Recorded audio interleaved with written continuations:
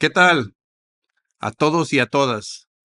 Bienvenidos a otro episodio de La Gente Hablando Opiniones.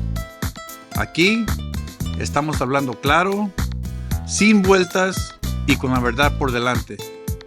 Hoy vamos a hablar de algo que sigue dando de qué hablar. Los diarios personales del doctor Anthony Fauci.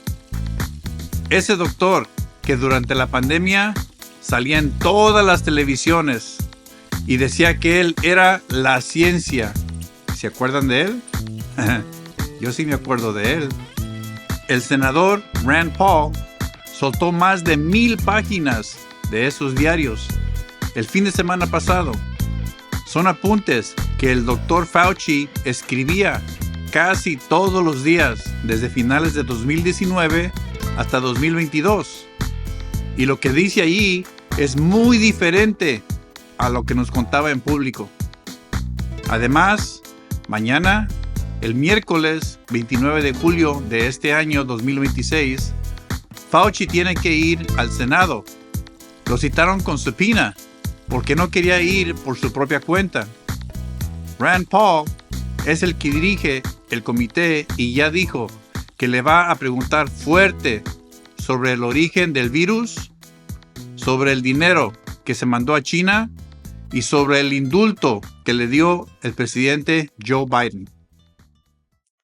Robert F. Kennedy Jr., el secretario de Salud, dijo que esos archivos los encontraron en las computadoras del gobierno después de buscarlos por 8 meses. Se los pasó a Rand Paul y Fauci no se enteró de lo que iban a publicar.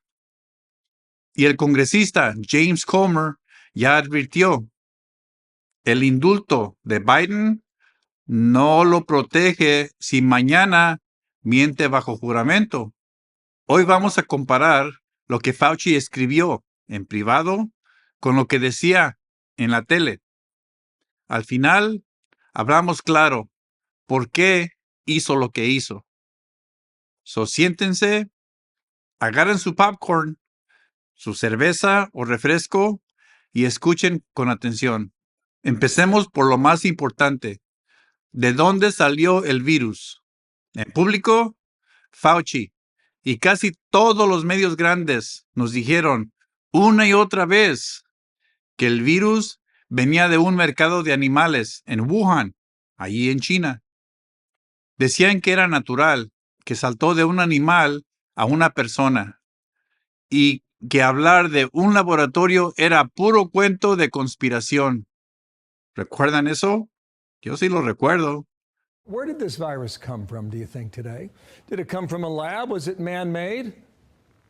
From where? You know, my opinion and that of so many of my infectious disease colleagues is that if you look at the genomic sequences of the viruses that are in bats in the wild, it's strikingly similar to the sequences that you have found now in people who have been infected with the original wild type virus. So it is totally compatible with a jumping of species similar to what we saw with SARS in 2002, where it went from a bat likely to a civet cat to a human and then spread. What we've seen with MERS, where it went from a bat to a camel to a human. So there's every reason to believe that that jumping of species from an animal reservoir occurred. Well, then that means then that the door is open that this could have come from a market in Wuhan. Am I right about that?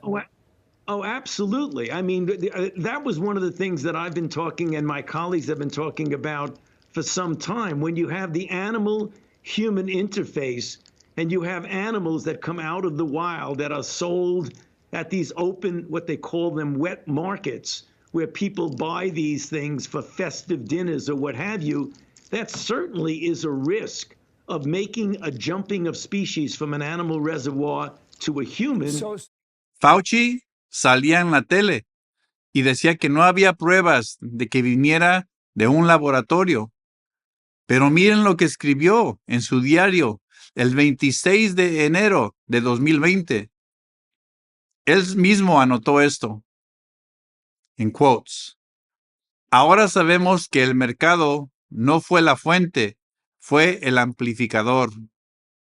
Pues qué casualidad, ¿verdad? El amplificador, siendo que el laboratorio de Wuhan estaba ahí cerca.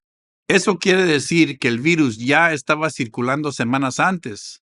El mercado solo ayudó a que se regara más. En privado, ya sabía. Él ya sabía, el Dr. Fauci, que la historia del mercado no era completa. Pocos días después, el 1 de febrero de 2020, Fauci estuvo en una llamada con unos 12 científicos importantes. En su diario, él mismo escribió que solo 2 de ellos pensaban que era virus claramente natural. Los otros 10 sentían que era posible que alguien hubiera metido algo a propósito en el virus.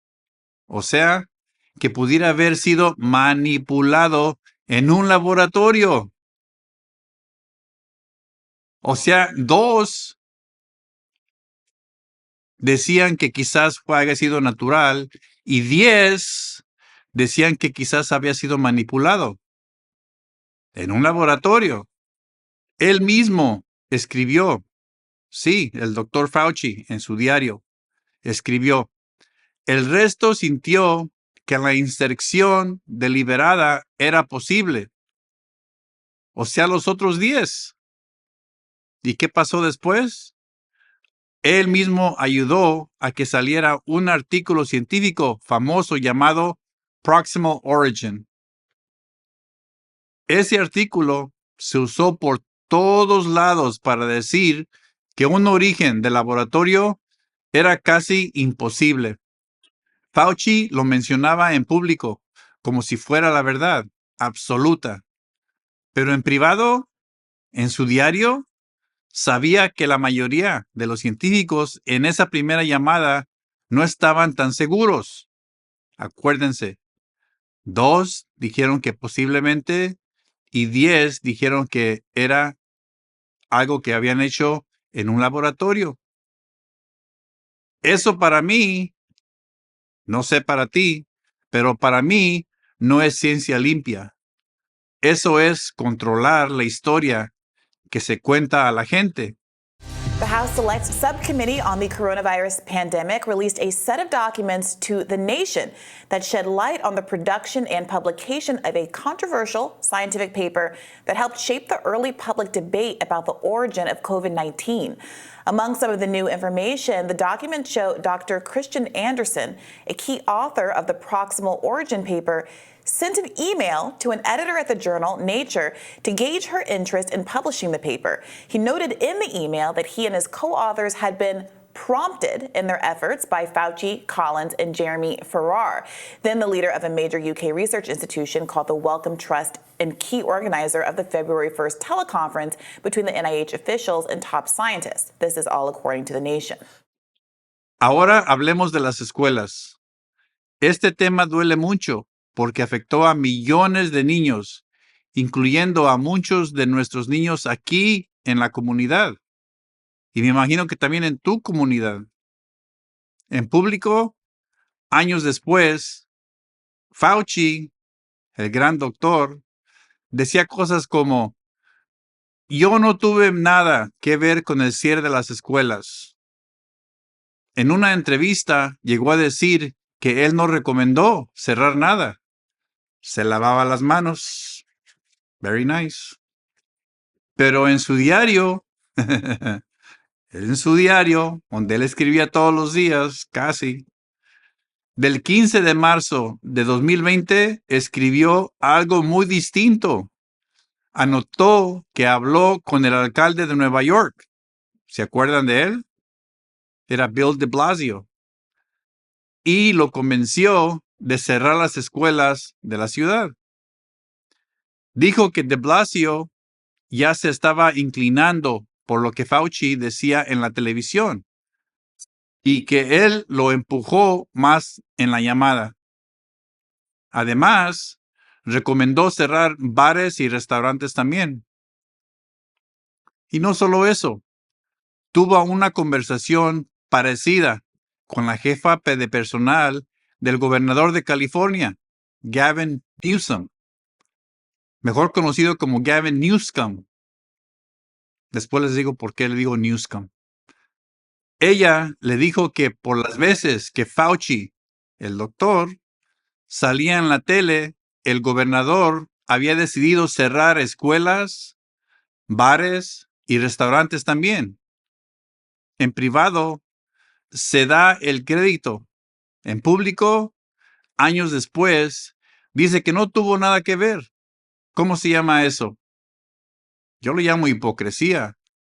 Yo lo llamo covering your own ass. Dime tú, ¿cómo llamas eso? Los niños se quedaron en casa meses y meses. Muchos, la mayoría, se atrasaron en la escuela.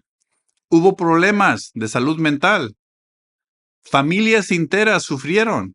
Kids in crisis. Tonight, we are taking a deep dive into the mental health concerns facing the youngest members of our community. KCAL's Kalina Estrinos took a trip to a school searching for a solution with a very unique approach. Deep breath in, nice and tall. And let's do our bubble breathing out. The pandemic affected everyone. The uncertainty and anxiety of quarantine took a mental toll. Alyssa Arroyo is a second grade teacher at Valor Academy in Arleta. She says not even the youngest are spared. Some of the effects of the impacts of the pandemic are actually not really coming up until recently. We're seeing that more now. And so we're noticing like a lot of the more emotional needs and a lot of support that students need in that area. You may ask how some of these students, some of which are in TK and were just one when the pandemic started, were affected. During the pandemic, a lot of the kids were taught to stay away from each other, having distance. And then coming back from the pandemic, they just didn't have the social skills and the processing of how do we handle emotions. Y el hombre que ayudó a empujar esos cierres, después decía que él no había sido. Hay otra cosa que sale mucho en los diarios. El doctor Fauci estaba muy pendiente de su propia fama. Escribía cuando salía en la primera plana del periódico, cuando le hacían reportajes bonitos, cuando la gente le hacía donas con su cara. Sí escucharon bien, le hacían donas con su cara. Y también velas de San Fauci o camisetas. En una nota dijo que su fama nacional e internacional era explosiva y realmente inimaginable. Dijo que no era exageración decir que era la persona más famosa y de los que más hablaba en el país. So if they get up and criticize science, nobody's going to know what they're talking about. But if they get up and really aim their bullets at Tony Fauci, well, people could recognize there's a person there, there's a face, there's a voice you can recognize, you see him on television. So it's easy to criticize. But they're really criticizing science because I represent science. Mientras la gente se enfermaba y moría, y mientras los niños perdían clases, él, el doctor Fauci, estaba contando cuántas veces salía en la televisión y cómo el gobierno estaba celoso porque le estaba quitando el protagonismo a la administración. También anotó llamadas con gente famosa, como Barbara Streisand, que le preguntó sobre la vacuna. Él escribió en su diario, fue una gran llamada. Eso muestra a alguien que disfrutaba mucho de los reflectores mientras el país pasaba por una crisis grande. Ahora, la actualización de hoy, el 28 de julio de 2026. Mañana, el miércoles, Fauci tiene que declarar en el Senado. Rand Paul lo citó con un subpoena. No quería ir voluntariamente. Rand Paul, ya dijo que le va a preguntar sobre la investigación de Gain of Function Research, sobre si hubo un encubrimiento del origen del virus y sobre el indulto de Biden. Robert F. Kennedy Jr. explicó que esos diarios los encontraron en los servidores del gobierno después de buscarlos por 8 meses. Se los entregó a Rand Paul y a otro senador. Fauci no recibió ningún aviso de que los iban a publicar. Paul hasta se está burlando en redes sociales. Publicó una foto editada de Fauci escribiendo en un diario con colores y puso: así se veía Anthony Fauci todas las noches cuando escribía lo grande que era en su diario. Y el congresista James Comer lanzó una advertencia clara. El indulto que le dio Joe Biden no lo protege si mañana miente bajo juramento.